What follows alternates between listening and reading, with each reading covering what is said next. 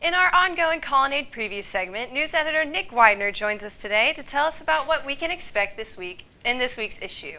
Welcome, Nick. Thanks. So glad to be back. Awesome. Can you tell us what to expect in this week's issue? Well, we tried something new this week on the front page. We, for the first time, at least since I've been news editor, and as far as I can recollect, we had a cartoon on the front page. And that ran with the top story as well. And then also we had a column on the front page. We don't usually run columns on the front page, but we thought that this column was particularly newsworthy. It's about the trucks going through downtown, and it seems like that's a persistent problem. And there was an accident the other night on Tuesday, just another out of many truck accidents. So we thought this column was very newsworthy, and it was Was that what the cartoon had to do with as well? No, the cartoon had to do with Chick-fil-a. Oh, interesting. What was the? Yes. Can you tell me a little bit about the cartoon? I can. Well, the Chick-fil-A cartoon has to do with a resolution that passed through SGA's legislative branch.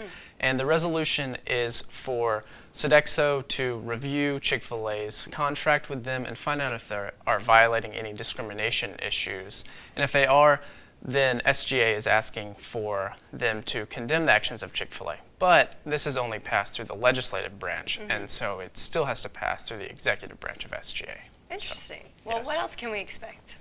Well, there's a pretty good story on the blood drive. It's a profile on a girl named Melissa Mooney, but it also takes into account the entire blood drive, and our writer Kate Fetterman wrote that. And this is a profile about Melissa, and she has a rare blood disease, and she herself has had 12 blood transfusions in her life. So it's kind of a funny story about how, you may never know who is impacted by your donation. Wow, that's interesting. Did you give blood? I did not. I run cross country, and I've always been advised not to give blood, but and also I despise needles. Oh yeah, Yes. me too. Absolutely, me too. Yes. I just panic at the sight, so I won't be donating any blood either. But is there anything else to expect this week? Well, the GC Next Top Model, we have a nice little photo spread with that. All the fraternities, they had 3 men from each 5 fraternity go out and strut their stuff on the runway. Yes, they're all in very flowing, pretty prom dresses. So. Were you there for that event? I didn't get to attend the event, but I probably would have gone. Pictures? Yes. The pictures were great, and they all look like they were great prom dates. Oh, and dates. it'll follow them, I'm sure, for a very long time. Absolutely. I hope they're circulated on the internet everywhere. Oh, absolutely.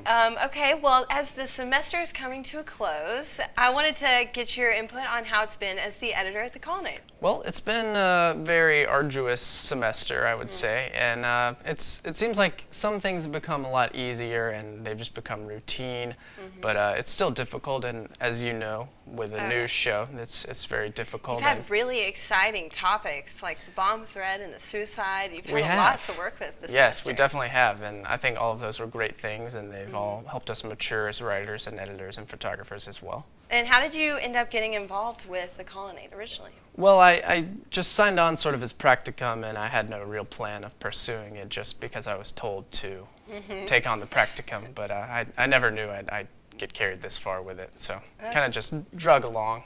How do you get involved with Colonnade for those who would be interested? Well, you can just come to our meetings. They're every Mondays at 5, but they are done for this semester. But we will have one the start of next semester. I'm not quite sure what day, but it's going to be a Monday in January, and they're at 5 p.m. in the MSU Lounge behind Chick-fil-A. That's great. Yes. And is there anything else you wanted to add to the Colonnade? Well, I mean, it's a swell issue, like hopefully all of them are. So just everyone should pick it up tomorrow. And you said this will be your last issue?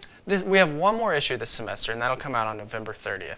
Okay, great. Well, thank you so much for joining us. We look forward to seeing the copies in the Colonnade. You can pick up your latest issue of the Colonnade at newsstands across campus.